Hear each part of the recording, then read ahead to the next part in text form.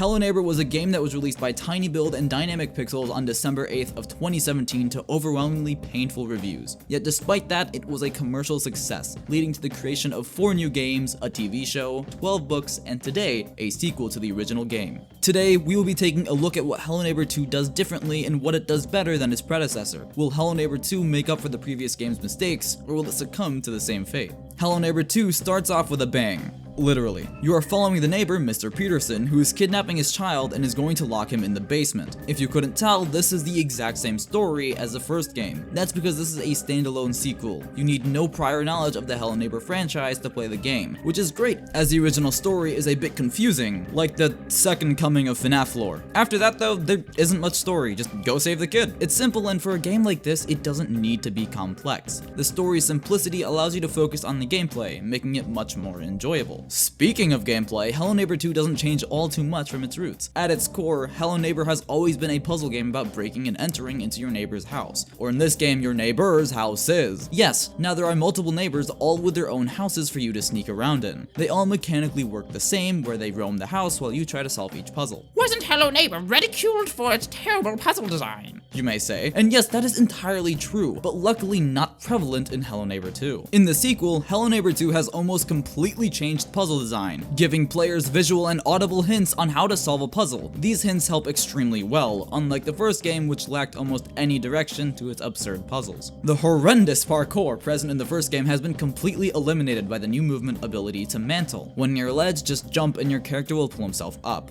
The inventory has also been completely remade, for better or for worse. You're now able to hold up to 6 items instead of the original 4, but maneuvering within the suitcase that displays all your items is a hassle on PC and often takes more time to pick out the correct item than necessary. The original system was just a button click, while here you have to ship between all your items. It's fine and it works, but it can definitely be better when compared to the first game. Hello Neighbor 2 also has harsher punishments when you are caught, where in the original you would keep all your items, in the sequel you will now lose all the keys and puzzle items in your possession. Luckily though, the game keeps your progress, so if you open a door once, it will remain open even if you lose the key. The first Hello Neighbor contained 3 houses, each one being bigger than the last. This is not the same in the sequel, which now contains many small locations and 1 large location. This helps to keep you on your toes and always with a constant threat in mind, unlike the first game where the house eventually got so big that you could beat the game without ever seeing the neighbor. You now have to make an active effort to keep track of the current neighbor at all times, making entering the house more stressful than it has ever been. Hello Neighbor 2 improves on its gameplay in almost every way, making it much more fun than the first game. The original Hello Neighbor was not a bad looking game, but it definitely did not look good, as you can see from the comparisons of Hello Neighbor on 3 different consoles.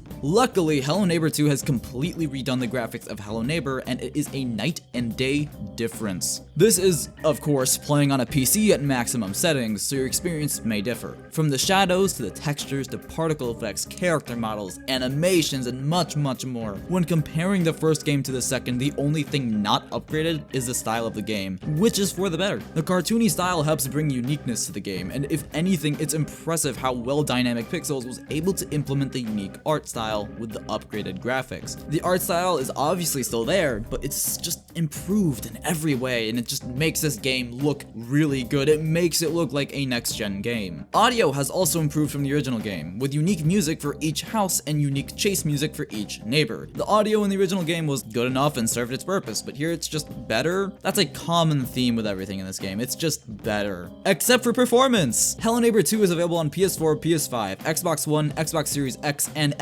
PC, with a surprise release on Nintendo Switch which was never announced. I've only had the opportunity to test the game out on Xbox Series S and PC, and let's just say, performance is not good at all. On PC, there are certain areas where the game will stutter. There are also certain areas where the game will just drop in its FPS and will basically become unplayable for a few seconds. Now I will say that I did get to play this game early without the day 1 patch and without the drivers. That means that with the game updated and with your drivers updated, the experience might be completely different. Majority of the time, my experience was perfectly fine though. I was playing at max setting and I was often sitting around 60 FPS, and shadows seem to be the biggest performance hit, so I can often turn that down to get to the 120 frames. The console situation is completely different though. In my experience, the Xbox Series S version is completely broken. On top of looking worse than the PC version, it also has extreme performance issues, on average hovering hovering in the 20 to 40 FPS range. The Xbox Series X version fares a bit better, having slightly improved graphics, a 4K output, and on average hovers around 50 to 60 FPS. I imagine a similar experience for the PlayStation family of consoles, which I was unable to try at the time. I also cannot imagine how the Nintendo Switch version runs. I haven't had the chance to play it. If anyone has the opportunity to play it, let me know in the comments. Hello Neighbor is a game often known for its bugs and glitches, and that sadly does not change with its sequel. Hello Neighbor 2 suffers from a severe amount of bugs and glitches, ranging from invisible items to the neighbor getting stuck in a door, and even to completely falling out of the map. Crashes are also common enough that they can get in your way. I've beaten the game with just about 3 crashes on PC. 3 crashes on PC in 4 hours means about 1 crash every hour and 20 minutes. Nothing terrible, but that number should be at 0. Hello Neighbor 2 is going to cost you $39.99 for the base version and $59.99 for the deluxe edition, which includes the base game along with 3 DLC, 2 of which being new houses and neighbors, and the other one is a controllable drone to fly anywhere in the game. The game is also available day 1 on Game Pass, meaning that if you have the service, you can go and download it right now. I personally beat the game in less than 4 hours, and I still have the DLC left to go. But Captain,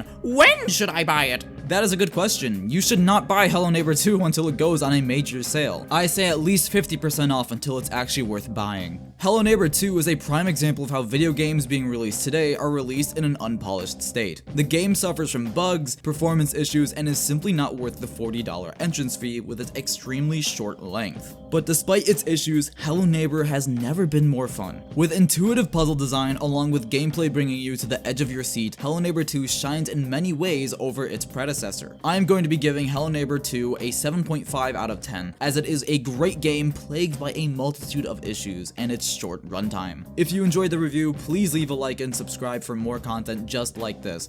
And until the next review, peace out.